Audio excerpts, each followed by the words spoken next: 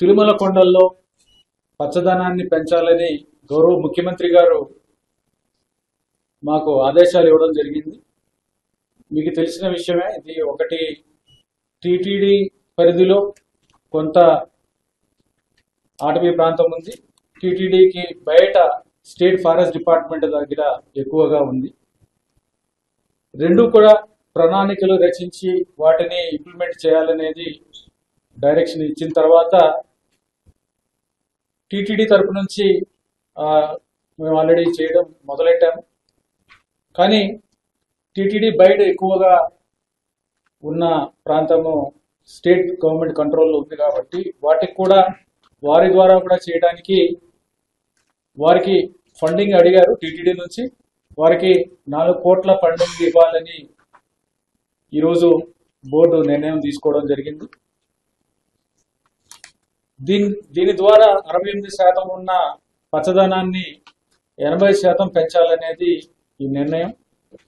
ఈ ఫండ్ని phase wise monitoring చేసుకుంటూ ఇంప్లిమెంటేషన్, ఇది 3 సంవత్సరాల్లో దీన్ని విడుదల చేయాలని నిర్ణయించడం జరిగింది.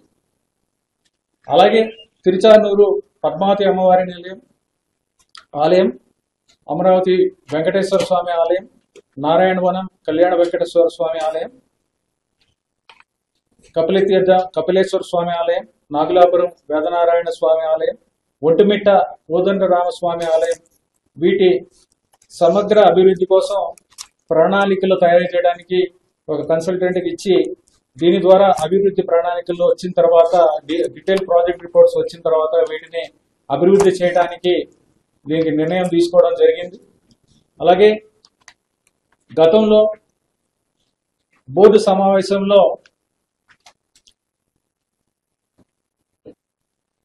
ఈ విశ్రాంతి భవనాలు ఏవైతే ఉన్నాయో, ఈ కాటేజెస్, గెస్ట్ హౌసెస్, వీటికి వేరే వేరే కంపెనీల పేర్లు ఉన్నాయి. ఈ కంపెనీల పేర్లు ఉండకూడదు.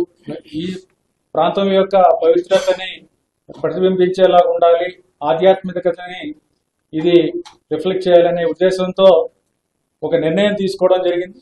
వీటిల్లో 75 పేర్లను కూడా టీటీడీ ఎంపిక చేయడం జరిగింది. ఈ నిర్ణయం మేరకు 45 విశ్రాంత గృహాల్లో ఈ భవనాల పేర్లు మార్పు చేయడం జరిగింది. దీంట్లో 42 మంది టీటీడీ సూచించిన పేర్లని మార్పు చేశారు. 3 ఇంకా మార్పు చేయడానికి మిగిలి ఉన్నాయి. ఒకటి దాంట్లో ఇండియన్ ఆర్మీకి చెందినదే ఒకటి ఉంది, దాన్ని వారితో చర్చించి నిర్ణయం తీసుకుంటాము. మిగిలిన 2 ప్రైవేటు విశ్రాంతి గృహాలు ఉన్నాయి, వారు స్పందించలేదు. వాటిని కూడా టీటీడీ తరపు నుంచి మేమే స్వయంగా దాన్ని మార్చాలనేది నిర్ణయం తీసుకోవడం జరిగింది.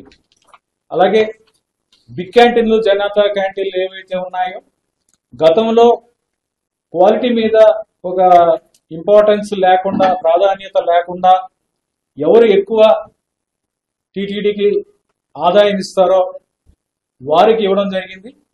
ఈ ఆదాయం ప్రాతిపదికగా టెండర్ పిలవడం వలన అందరూ కాంపిటీషన్లో ఎక్కువ రేటు వేయటం, ఎక్కువ రేటు ప్రజల నుంచి ఛార్జ్ చేయడం, వచ్చిన వారికి తినడానికి వచ్చిన వారికి.